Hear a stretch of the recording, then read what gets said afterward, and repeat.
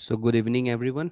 So, we are back with the session on Indian polity. We are solving some of the past 25 years questions that came in UPSC, which is very relevant to you in the coming APSC CC prelims. So, we'll continue today with another session of 45 minutes, going ahead with the system of government. Okay. So, here, as you can see in the screen, the main advantage of the parliamentary form of government is that executive and the legislature work independently, provides continuity of policy and is more efficient. Executive remains responsible to the legislature, and lastly, the head of the government cannot be changed without election. So these are the four options that has been given to you all. Okay, you can continue by attempting this question number 1 and with the correct option. So here, the first one, this is directly a bonus for you all. So here, the first option says the main advantage of having a parliamentary form of government. So here, I could see the correct answer being C. That is, the executive remains responsible to the legislature. Okay, so here we have got this explanation, okay, of why the executive remains responsible to the legislature and what is the main advantage clearly defined in the recent explanations. Okay, so you can get hold of this explanation and you can understand well the question. Okay, next.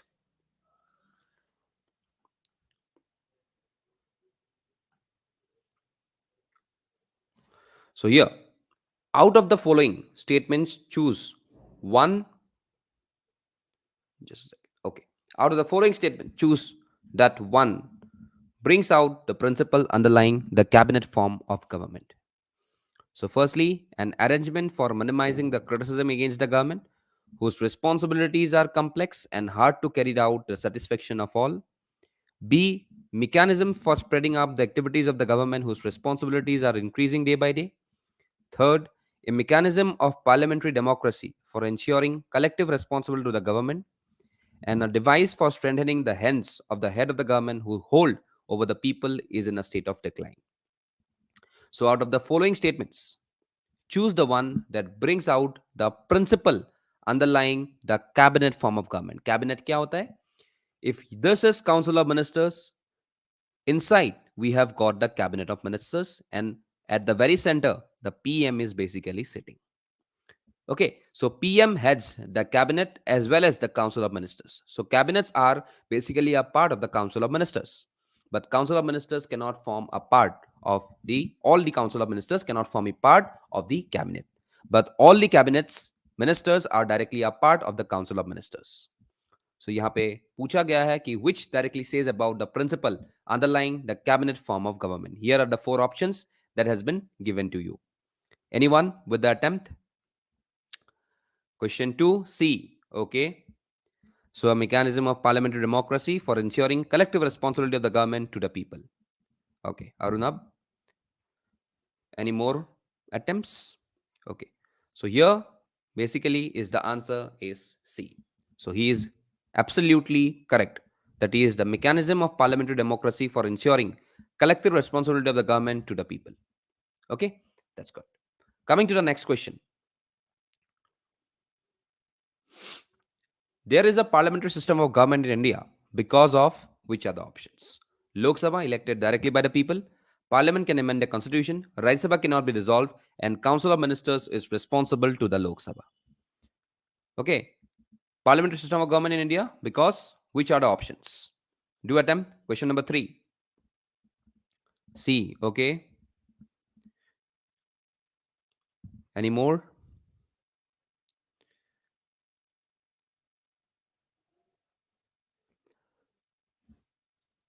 Okay, no one?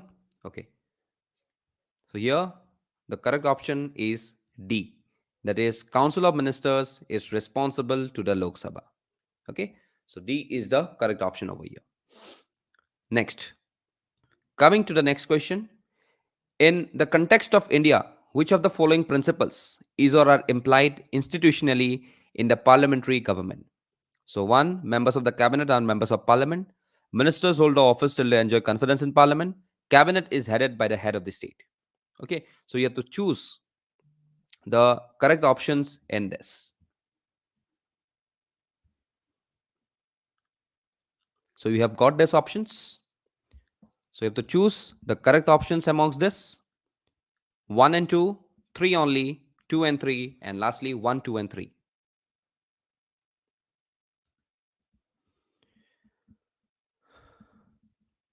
Any replies, any answers? With question number 4, A. Okay, 1 and 2 only. Any more attempts? Okay, so here the correct answer is A. That is 1 and 2 only. So members of the cabinet are members of the parliament, and ministers hold the office till they enjoy confidence in the parliament. Okay, so this is the correct answer is A.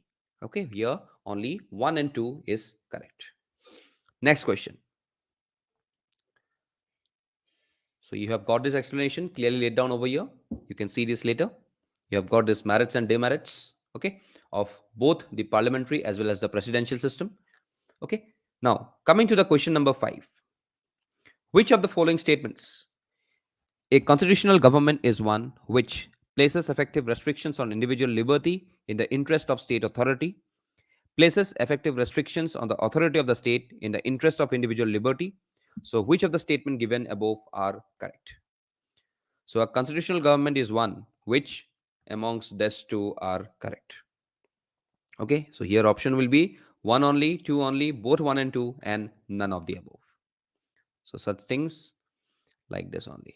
Okay, both 1 and 2, and neither 1 nor 2. So, you can study the question again. So, a constitutional government is one which places effective restrictions on individuals' liberty in the interest of state authority, and places effective restrictions on the authority of the state in the interest of individual liberty. So, which of the options is correct? Question number 5.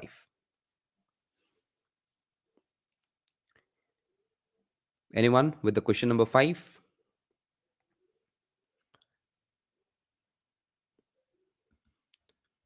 Okay, so here the answer is B, that is 2 only. So here a constitutional government is the one which places effective restrictions on the authority of the state in the interest of individual liberty. So here the correct option will be B only. Okay, next. So here we have got this explanation. You can study this. Coming to question number 6. Democracy superior virtue lies in the fact that it calls into activity. Democracy's superior virtue lies in the fact that it calls into activity. What? What type of activity democracy calls upon in its virtue? Intelligence and character of ordinary men and women, methods of strengthening executive leadership. Okay, then you can go with the C, a superior individual with dynamism and vision, and a band on dedicated party workers. So, what has been asked? It has been asked that what is the superior virtue of democracy which calls it to be an activity?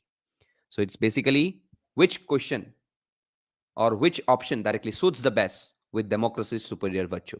So, question number 6, relevant options. Indulgence and character of ordinary men and women, methods for strengthening executive leadership, then superior individual with dynamism and vision, and a band on dedicated party workers.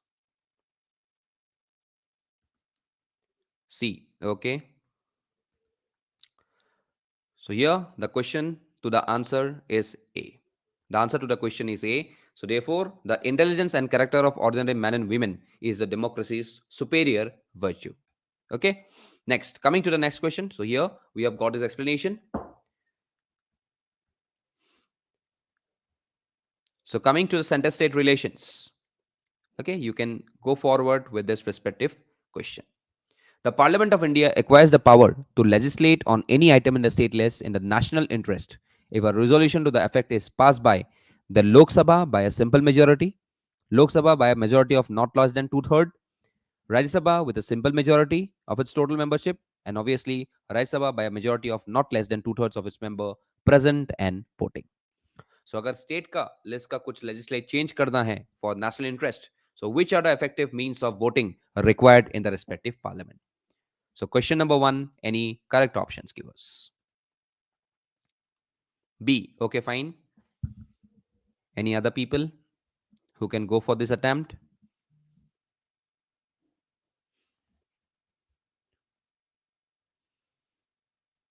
So here the correct option is D, that Rajya Sabha by a majority of not less than two-thirds of the member present and voting can go for the effective legislation to change any item in the state list if in the national interest. Because Rajya Sabha is known as the Council of States. So any relations with respective to the state subjects can be altered by Rajya Sabha. Okay? Okay. Coming to the next one.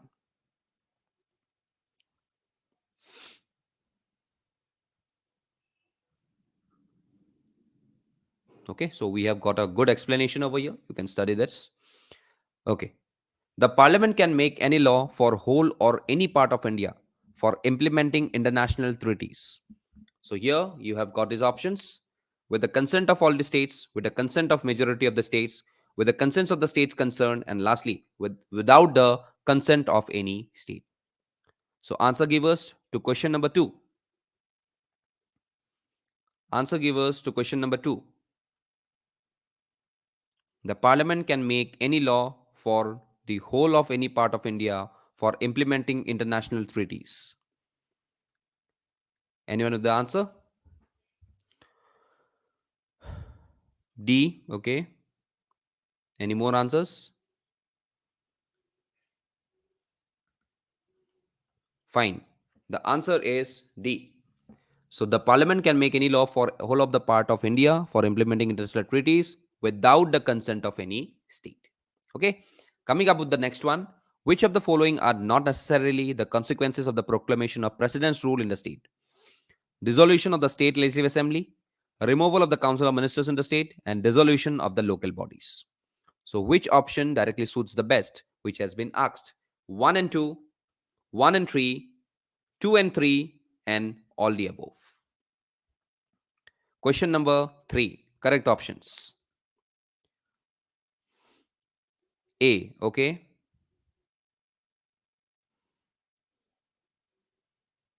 Any more answers? Okay. Answer is B. That is 1 and 3. That is dissolution of the state legislative assembly and dissolution of the local bodies. Okay. So president's rule cannot affect the consequences of the council of ministers in the respective state if it is proclaimed. Okay. So we could see the answer to be B. Then coming to the next one. So here we have got this explanation. So you can see that over here. Coming to the question number 4. Which one of the following articles of the Indian Constitution provides that it shall be the duty of the union to protect every state against external aggression and internal disturbance? So which option is correct?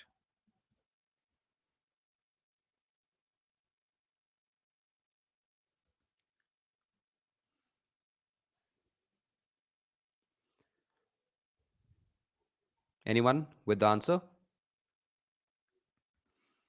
So here we have the Article 355. Okay. Next.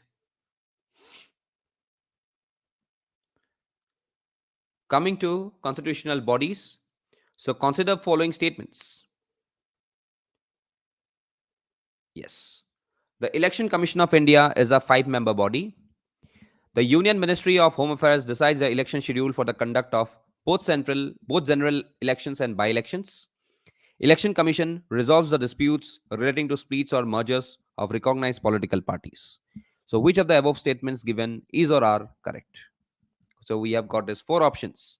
So you can go for the review of these statements and then you can attempt the respective question.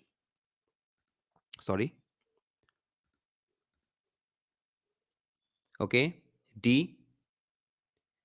Any more?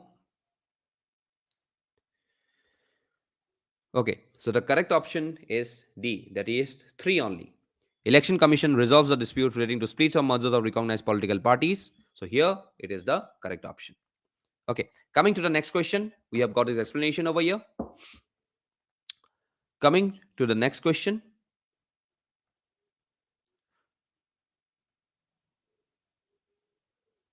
We have got a wide explanation of every topic in this PDF. Okay. Okay. Next one. Which one of the following is correct in respect of the commencement of the election process in India? The recommendation for election is made by the government and the notification for election is issued by the election commission. The recommendation for election is made by the election commission and the notification for election is issued by the home ministry. Recommendation by election commission and the notification issued by the president and governors, and both the exercise of making a recommendation of for election and that of issuing a notification in respect of it are done by election commission. So which of the following is correct in respect of commencement of election process in India? Please study carefully and then attempt it. Anyone with the answer?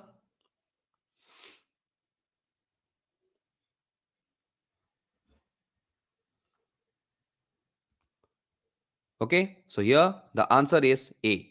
That is, the recommendation for election is made by the government and the notification for election is issued by the election commission. Okay, next, consider the following statements with reference to India. The chief election commissioner and other election commissioners enjoys equal powers but receive unequal salaries. Okay, then the chief election commissioner is entitled to same salary as is provided to the judge of the Supreme Court. Chief election commissioner shall not be removed from his office except in the manner like grounds on judge of Supreme Court. And the term of election commissioner is 5 years from the date he assumes his office or till he attains the age of 62 years. Okay, so which are the correct statements with reference to Indian election commissioner? So here we have been defined so. So the correct statement over here is B, that is 2 and 3. That means this option as well as this option. That is, the chief election commissioner is entitled to the same salary as is provided to the judge of the Supreme Court, and the chief election commissioner shall not be removed from his office except in like manner on grounds of judge of the Supreme Court. So these are the options which are correct over here. Okay, coming to the next one.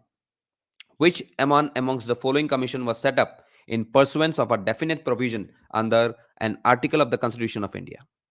So which of the following commissions was set up in pursuance of a definite provision under an article of the Constitution of India? So it's University Grants Commission, National Human Rights Commission, Election Commission, and Central Vigilance Commission. So anyone with the correct answer? Question number 4.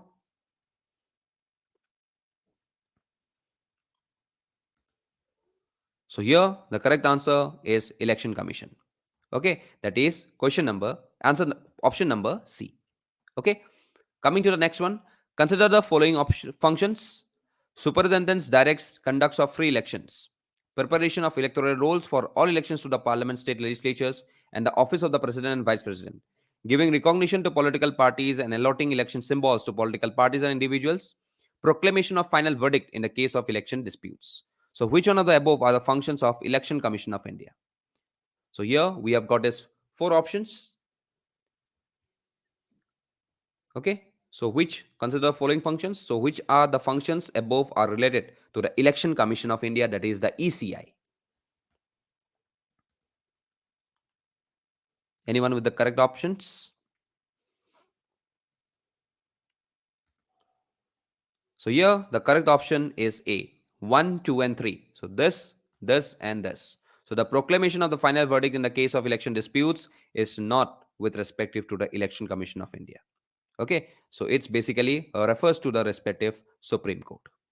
Okay, or if it is supposedly if it is going with the president and vice president, Supreme Court is responsible, and if it is going for MLA or MP elections, then it will be the High Court who is basically responsible. Okay, next.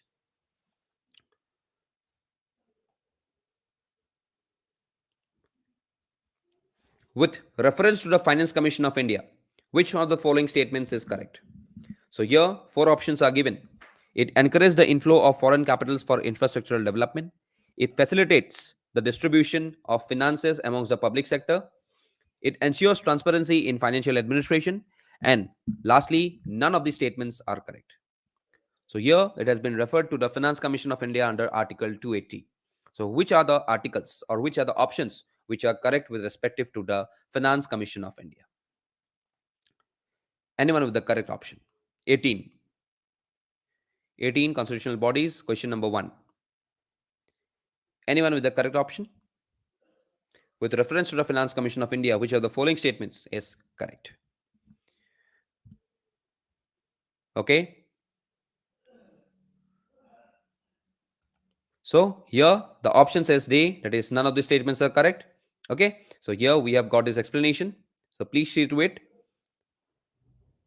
Next, the primary function of the Finance Commission of India is to distribution of revenue between center and states, preparation of the annual budget, advise the president on financial matters, and allocate funds to various ministries of the union and state government.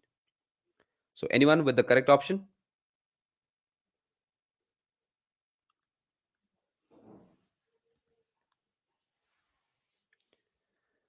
So question 2, primary function of the Finance Commission of India. Anyone with the correct option? So here, the Finance Commission of India has got its role of advising the president on financial matters. Okay. Next, which one of the following authorities recommends the principles governing the granting aids of the revenue to the states of the Consolidated Fund of India? So here, Finance Commission, Interstate Council, and then we have got two other options going for Union Ministry of Finance and Public Account Committee. Okay, so we have got these options like Finance Commission, and Interstate Council, and Union Ministry of Finance and Public Accounts Committee. Okay. A. Okay. Finance Commission. Yes, the correct option is A. That is, Finance Commission is the authority who recommends the principles of governing the granting aids of the revenues to the states out of the Consolidated Fund of India. Okay. Coming to the next one. Question number 4. Consider the following statements. So the functions of Finance Commission is or are to allow the withdrawal of the money out of Consolidated Fund of India, to allocate between the states and the center the share of proceeds of taxes, to consider application for granting aids, and to supervise and report on whether the union and state government are levying taxes in accordance with the budgetary provisions. So which of the above statements are correct? So we could see only 1, only 2 and 3, only 3 and 4, and lastly 1, 2 and 4.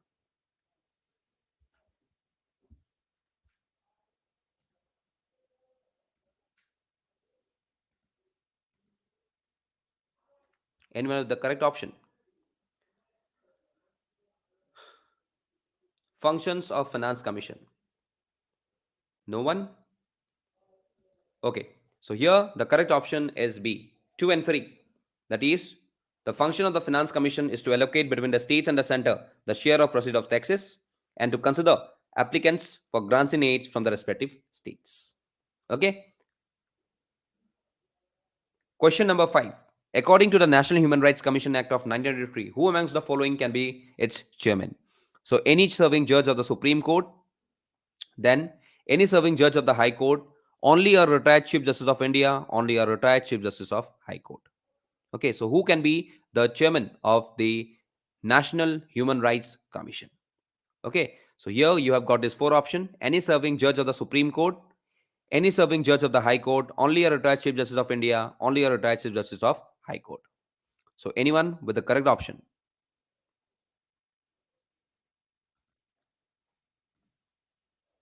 So here the correct option is C, that is only a retired Chief Justice of India. Okay. So here we have got this explanation about the National Human Rights Commission and its respective objectives of the establishments. Okay. Next, coming to the next question. Question number 6. Consider the following statements regarding the National Human Rights Commission of India. So its chairman must be a retired Chief Justice of India. It has formations in each state as State Human Rights Commission. Its powers are only recommendatory in nature. It is mandatory to appoint a woman as a member of the commission. Okay, so here it has been asked that which of the above statements are correct. So you have got these 4 options to be choose from. Here the first option says all the above statements are correct. Second option says 2 and 4 are correct. Third option says 2 and 3 are correct. And lastly, it has been said 1 and 3 are correct options. So consider the following regarding the National Human Rights Commission. Anyone with the answer? NHRC. Yes? Okay. So we have got this answer to be D, that is 1 and 3. So here 1 and 3 is the correct option over here, that is this one as well as this one. So its chairman must be a retired Chief Justice of India, and its powers are only recommendation in nature and therefore not binding in nature to the respective government. So it is not binding in nature. Okay, please remember this. Next, which one of the following duties is not performed by the CAG, Comptroller and Auditor General of India? To audit and report all expenditures from the CFI, that is the Consolidated Fund, audit and report from the contingency, audit and report on all trading, manufacturing, profit and loss accounts, to control the receipt and issue of public money, and to ensure that the public revenue is lodged in the exchequer. So perform which one of the duties is not performed by Comptroller and Auditor General? So please do care about the not over here. So anyone with the correct option to question number 1?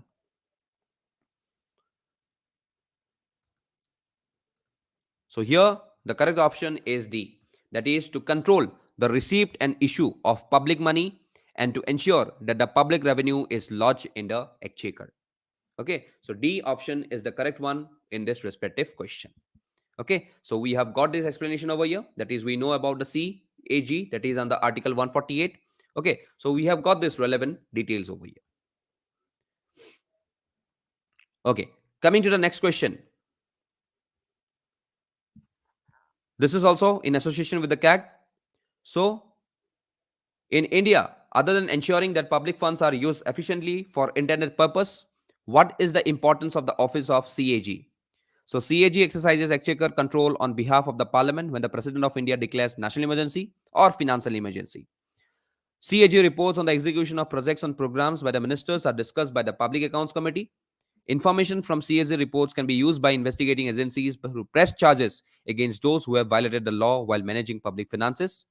And while dealing with the audit and accounting of government companies, CAG has certain judicial powers for prosecuting those who violate the law.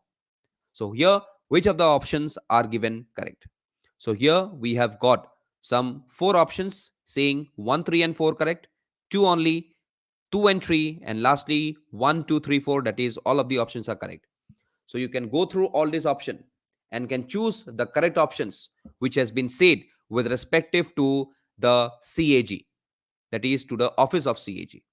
So here 1, 3 and 4, 2 and 3, 2 only, and lastly all of the above options are correct.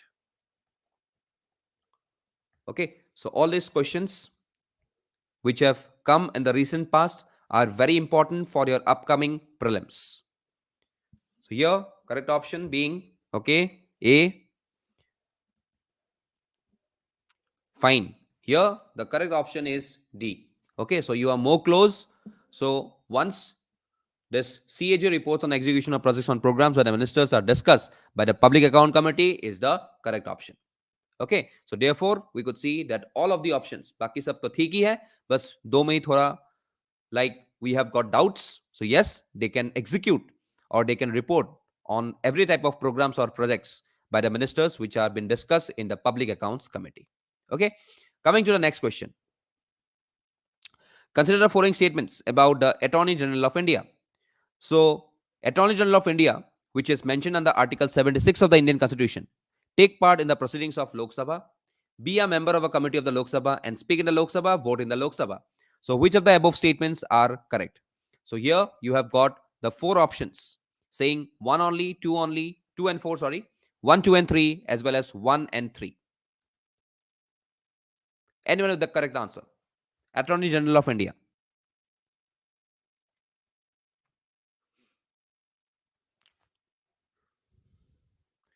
Yes, the correct option is D, that is 1 and 3. So he can take part in the proceedings of the Lok Sabha and he can speak in the Lok Sabha without being a member to the committee of the Lok Sabha and without a right to vote. Okay, so here we could see that 1, so this 1 and 3 basically is the correct answer. That is the D option. Next, question number 4. Consider the following statements about the Attorney General of India. So, he is appointed by the President of India. He must have the same qualifications that are required for a judge of the Supreme Court. He must be a member of either house of the Parliament. He must be removed by impeachment by Parliament. So, which of the above statements are correct? So, you have got these options like this: 1 and 2, 1 and 3, 2, 3 and 4, and 3 and 4. Anyone with the correct options? Okay, D, 3 and 4.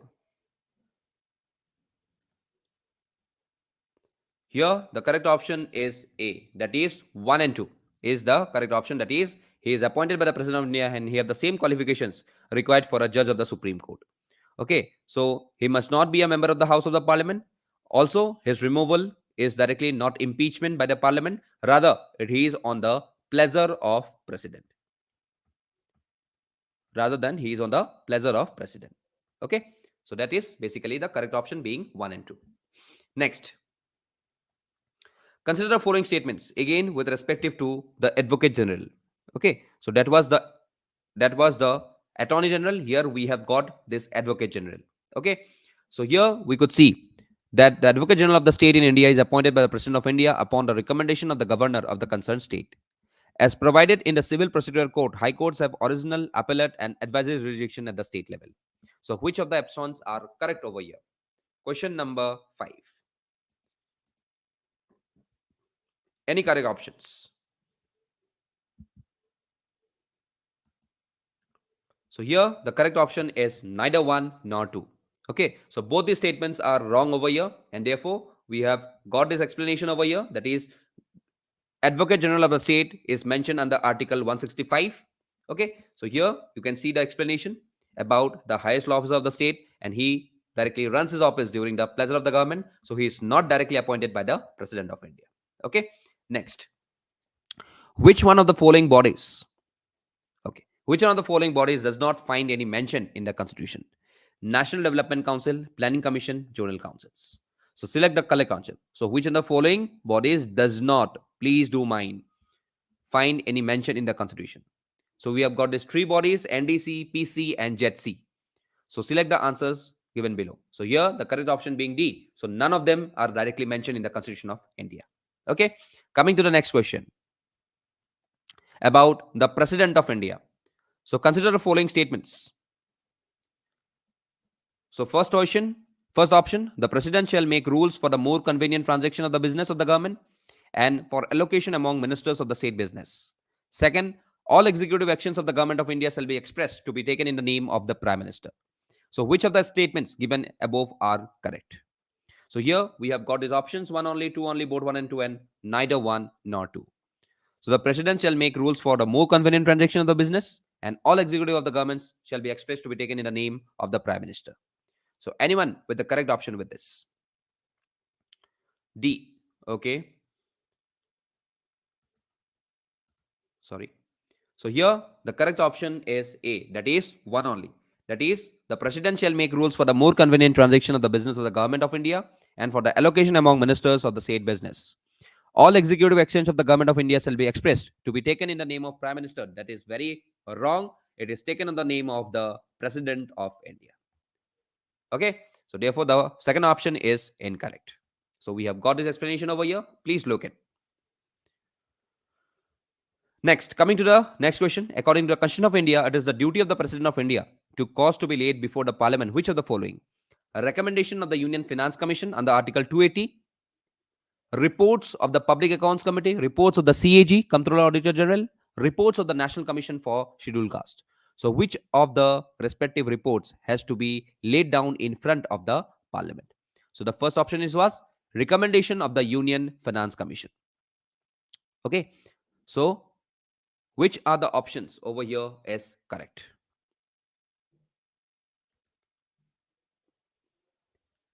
Anyone with the answer? Yes, 1, 3, and 4. That is the second option, that is the reports of the Public Accounts Committee, which is basically a parliamentary committee, does not have any role to be performed with respect to the President.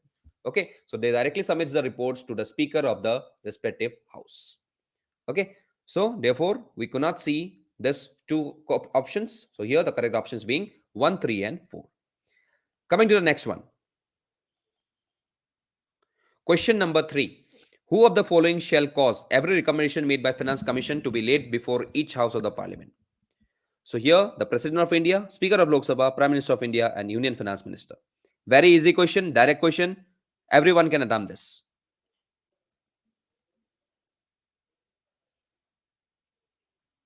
Yes, D. Okay. Any others?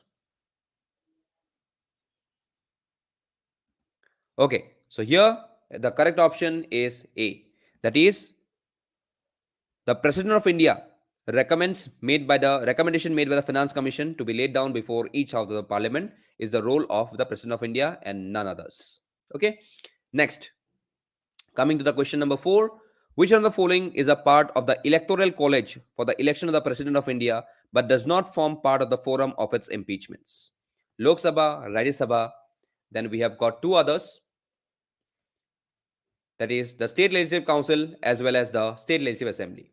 So Lok Sabha, Rajya Sabha, State Legislative Council and State Legislative Assembly.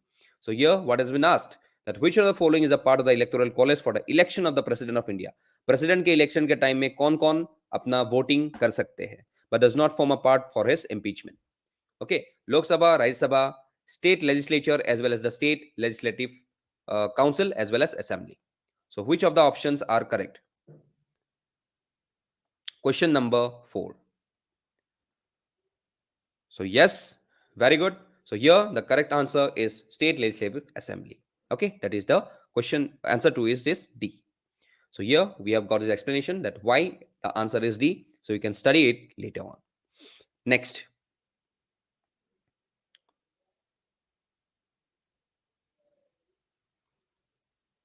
Coming to question number 5. Consider the following statements. In the electoral chorus for president election in India, the value of vote of an elected member of Legislative Assembly equals to state population by number of elected MLAs of the state into 100. The value of vote, okay, that is by the total value of votes for all elected MLAs by total number of elected MPs. So you can see this number of things over here. Okay, so here the direct question is there. You have to remember this two respective formulas. Okay, that is here the value of vote of an MP, total value of votes of all MLAs of all states divided by total number of elected members of parliament, that is both Rajya Sabha as well as Lok Sabha, as well as you could see value of vote of an MLA, total population of the state divided by the total number of elected members of the state legislative assembly into 1 by 1000. Okay, so that will be the respective formula over here. So if I am going with the next question, so here which of the options is correct? Here the question is B. So here only this one is very correct because here it is equals to 1 by 1000. Okay, please do remember ये 0 भी बहुत फर्क कर देता है. ठीक है, चलो. Coming with the next one. With reference to the election of the President of India, consider the following statements. So the value of the vote of each MLA varies from state to state. Value of the vote of MPs of Lok Sabha is more than the value of the votes of MPs of Rajya Sabha. So which of the statement is correct? Okay, MLA का voting जो value होता है वो state to state vary करते हैं और value of the vote of MPs of Lok Sabha is more than the value of votes of MPs of Rajya Sabha. So 1 only, 2 only, both 1 and 2 as well as neither 1 and 2. Okay, so which of the options are correct over here? Anyone can come up with the answer of question number 6.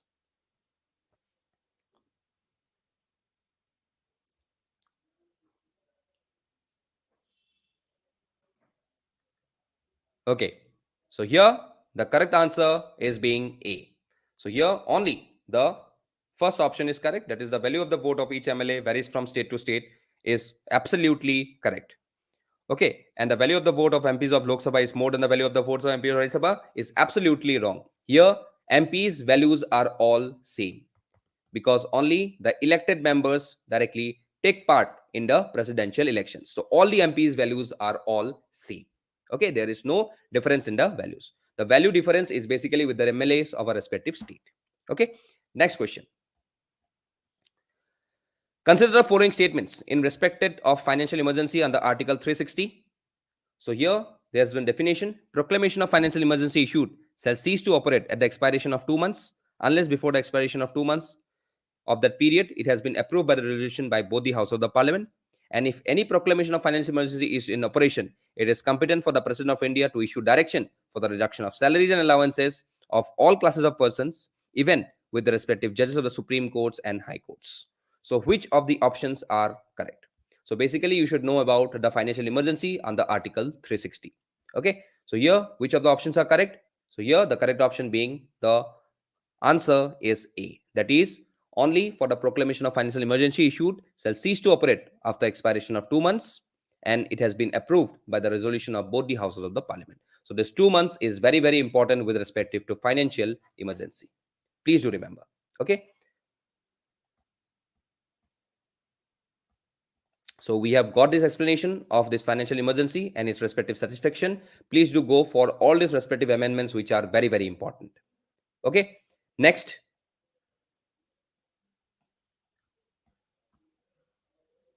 coming to the last question of today, direct question. It's a bonus from my side. So, which of the following statements is correct? The Prime Minister of India is free to choose his minister, can choose his cabinet colleagues, has full discretion in the choice of person who are serving as ministers in the cabinet, and has only limited powers in the choice of his cabinet colleagues because of the discretionary power vested with the President of India. So here the correct option is C, because he can choose the number of persons who serve as the ministers in the respective cabinets. Okay. So one question directly from your side also. So I'll ask one last question to you all. So this is directly one of the question that has come in the recent past. That is, the Prime Minister of India at the time of his or appointment need not necessarily be a member of the one house of the Parliament and must become a member of the House within 6 months. Need not necessarily be a member of one of the House of Parliament, but must become a member of Lok Sabha in 6 months. Must be a member of one of the House of the Parliament, and lastly, must be a member of the Lok Sabha. So here, the correct option is being the question number to this question number 2. Correct option is A. That is, he need not necessarily be a member of one of the House of the Parliament, but he must become a member of one of the houses within 6 months. So irrespective of Rajya Sabha as well as Lok Sabha, one can become the Prime Minister of India. Okay, so here we have got this correct answer to be question today's 2 is A. Okay, so this is directly towards the end of today's session. Okay, so it's good to see you all in this course or in this prelim specific subject. Okay, so we will come up with some of the relevant topics or some of the relevant questions, okay, in the coming times. So please do join us and support us through all the number of programs that we are coming in over here. So it's basically this session should go, and this session would extremely go with the subjects which are very important from the exam point of view, be it polity, be it economics, okay, be it history, and be it some art and culture, as well as going with some of the current event topics. So please do join us at same time at 8:45 p.m. Okay, and also to join and avail our courses for the wonderful preparation for your upcoming prelims. Okay, so thank you for today. That is all from my side. So I'm signing it off. Bye bye.